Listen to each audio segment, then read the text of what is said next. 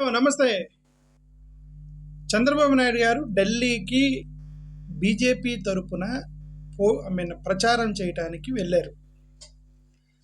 కానీ మహారాష్ట్రలో బీజేపీ తరపున ప్రచారం చేసినటువంటి వ్యక్తి పవన్ కళ్యాణ్ గారు.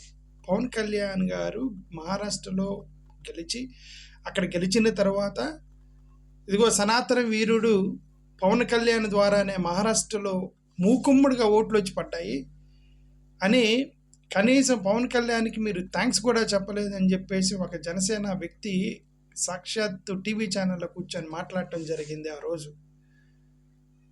అయితే అంటే అంత మహారాష్ట్ర లాంటి పెద్ద రాష్ట్రాన్నే గెలిపించగలిగినటువంటి సనాతన వీరుడు పవన్ కళ్యాణ్ గారిని ఢిల్లీలో ఆయన ఎందుకు వాడుకోలేదు అనేది ఒక ప్రశ్న ఉత్పన్నమైంది.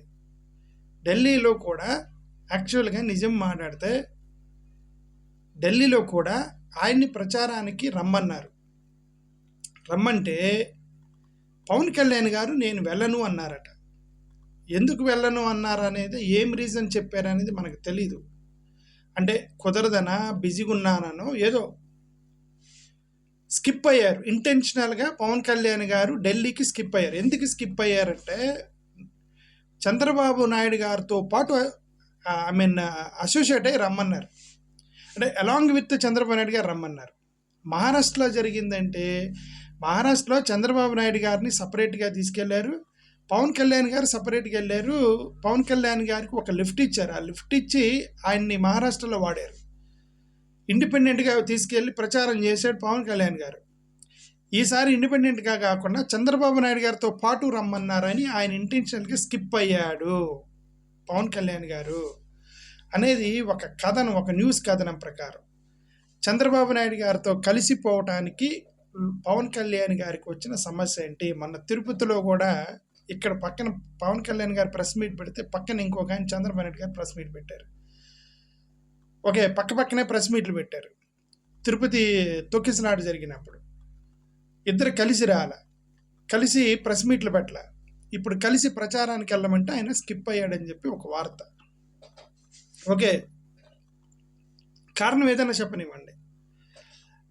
అంటే ఇక్కడ దీన్ని బట్టి పవన్ కళ్యాణ్ గారు బీజేపీ పవన్ కళ్యాణ్ కలిసి టీడీపీని తొక్కేస్తారేమో, బీజేపీ పవన్ కళ్యాణ్ కలిసి టీడీపీనే బయటికి పంపించేసి వాళ్ళు శక్తిగా ఎదుగుతారేమో అనేటువంటి ఆలోచన ఒకటైతే, ఇప్పుడు ఇంకొక అనుమానం వచ్చింది. చంద్రబాబు నాయుడు గారే వెళ్ళి బీజేపీతో చేతులు కలిపి పవన్ కళ్యాణ్ దొక్కేసే అవకాశం కూడా ఉందని నాకైతే అనిపిస్తుంది. ఆ అవకాశాన్ని కూడా మనం కొట్టేయడానికి లేదు.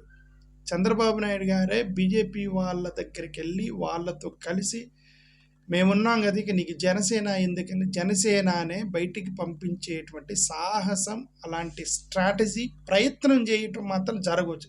ప్రయత్నం అయితే జరగవచ్చు, అది సక్సెస్ అవుతుందని మనం అనుకోవట్లేదు. ఎందుకంటే టీడీపీతో పెట్టుకుంటే బీజేపీ పెద్దదవ్వదు. బీజేపీ పెద్దదవ్వాలంటే పవన్ కళ్యాణ్ మెర్జ్ చేసుకోవడం వల్ల, లేదంటే అతనితో అసోసియేట్ అవ్వడం వల్లనే బీజేపీ పెద్దదైతే తప్ప టీడీపీ అవ్వనివ్వదు బీజేపీని. సో ఆ కాంటెక్స్లో they prefer Pawan Kalyan, not Chandrababu Naidu garu. But Chandrababu Naidu గారు ఆ ప్రయత్నం చేయటం కూడా చేయవచ్చు. బీజేపీతో కలిసి పవన్ కళ్యాణ్ని బయటికి ఉంటే కలిసి మూడు ఉండాలి, లేదంటే అతన్ని బయటికి పంపిద్దామనేటువంటి ఆలోచన కూడా చేయొచ్చు అనేటువంటి ఒక అనుమానం అయితే నాకు మొదలైంది. ఎందుకంటే ఢిల్లీ అతనికి అంత మంచి పేరు వచ్చింది. మహారాష్ట్రలో ఎన్నికలకి బీజేపీ తరపున పోరాడినటువంటి వ్యక్తికి ఒక మంచి పేరు వచ్చింది. ఇతన్ని రేపొద్దున తమిళనాడులో కూడా వాడబోతున్నారు పవన్ కళ్యాణ్ అనేటువంటి అప్పుడు రూమర్ వచ్చింది. ఇప్పుడు ఢిల్లీలో కూడా అతను వెళ్తాడనేటువంటి న్యూస్ వచ్చింది. బట్ చంద్రబాబు నాయుడుతో కలిసి రమ్మన్నారు కాబట్టి అతను స్కిప్ అయ్యాడు అనేటువంటి ఒక వార్త చదివా. ఓకే, అది మనం ఆలోచించదగ్గటువంటి విషయం. రెండోది నాగబాబు గారు వైఎస్ రాజశేఖర రెడ్డి గారు నువ్వు ప్రస్తావిస్తూ రాజశేఖర రెడ్డి గారికి మేము భయపడలేదు అన్నారు. అంటే ఇక్కడ ఒక చిన్న విషయం ఏంటంటే, కామన్ సెన్స్ ఏంటంటే, అసలు first of all Rajasekhara Reddy గారు నాగబాబు గారిని ఎందుకు భయపెడతారు? అవసరం ఏముంది రాజశేఖర రెడ్డి గారికి? సింహాలు, పులులు అనేవి జింకల్ని, కొద్దిగా పెద్ద జంతువుల్ని వేటాడతాయే తప్ప చిన్న చిన్న చీమల్ని, దోమల్ని వేటాడవు కదా సింహాలు. ఆ రాజశేఖర్ రెడ్డి గారి యొక్క కెపాసిటీలో వీళ్ళెంతండి? నిజంగానే వీళ్ళని బెదిరించాలి, వీళ్ళని భయపెట్టాల్సిన అవసరం ఆయనకి ఎందుకు ఉంటుంది? అసలు వీళ్ళ వల్ల ఆయనకి లాభం ఏంటి? రాజశేఖర రెడ్డి గారికి రాజశేఖర రెడ్డి గారు బెదిరించాల్సిన వస్తే సోనియా గాంధీ గారిని బెదిరించారు, కాంగ్రెస్ అధిష్టానాన్ని బెదిరించాడు, ఆ తెలంగాణలో ఉన్నటువంటి మినిస్టర్ని, కాంగ్రెస్ ప్రెసిడెంట్లని, పెద్ద పెద్ద నాయకుల్ని బెదిరించాడు రాజశేఖర రెడ్డి గారు.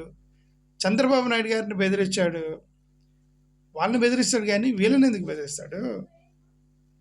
చిరంజీవి గారితో ఆయనకి బెదిరింపు ఏమి లేదు, తీసుకెళ్ళి కలిపేసుకున్నాడు పార్టీని. రాజశేఖర రెడ్డి గారు ఉన్నప్పుడే కదా కాంగ్రెస్లో మెర్జ్ చేసుకున్నారు. చిరంజీవి గారినే దగ్గర చేసుకున్నప్పుడు వీళ్ళిద్దరు ఏంటంటే, పవన్ కళ్యాణ్ గారు, నాగబాబు గారు, వీళ్ళని బెదిరించాల్సిన అవసరం రాజశేఖర రెడ్డి గారికి ఏముండింది? వీళ్ళెందుకు భయపడలేదు? ఆయనతో పోల్చుకొని మీ నానే మమ్మల్ని భయపెట్టలేదు అని చెప్పడానికి ప్రయత్నం చేయటం అంటే అంత లేదని నేనైతే అనుకుంటున్నా. ఓకే, వీళ్ళకి అంత లేదు, ఊరికే చెప్పుకోవటమే. ఓకే, ఎవరి స్థాయిలో వాళ్ళు ఉండాలి. ఓకే, ఇప్పుడు నేను బెదిరించగలనా వాళ్ళని? పవన్ కళ్యాణ్ గారిని నేను బెదిరించగలనా? నా కెపాసిటీకి నేను అతను బెదిరించలేను. పార్టీ లీడరు, పార్టీ నాయకుడు, డిప్యూటీ చీఫ్ మినిస్టర్. ఓకే, అతను పవన్ కళ్యాణ్ ఒక superstar, power star, cinema hero. నాలంటోడు, మాలంటోళ్ళు మేము బెదిరించగలమా? బెదిరిపోతాడు అతను, బెదిరిపోడు కదా. అలాగే మీలంటూ రాజశేఖర రెడ్డి గారిని బెదిరించగలరా? బెదిరించలేరు కదా, డెఫినెట్లీ. ఓకే, సో అసలు ఆ ప్రస్తావనే, నాగబాబు గారు ఆ ప్రస్తావన తీసుకురావటమే పొరపాటు.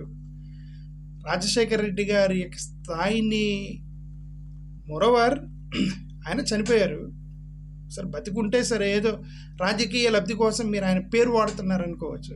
చనిపోయిన తర్వాత ఏంటి మీరు ఆయన పేరు వాడేది? ఆయన మమ్మల్ని ఏం చేయలేకపోయి నువ్వేం చేస్తావు, ఇట్లాంటివి. పెద్దిరెడ్డి రామచంద్రారెడ్డి గారికి సంబంధించి కేసుల గురించి మాట్లాడుతున్నారు. ఆయన ప్రత్యక్షంగా మీడియా ముందుకు వచ్చి పెద్దిరెడ్డి రామచంద్రారెడ్డి గారు మీకు చేతనైతే నన్ను అరెస్ట్ చేయమన్నప్పుడు ఇంకేంది మీరు ఆలోచించేది?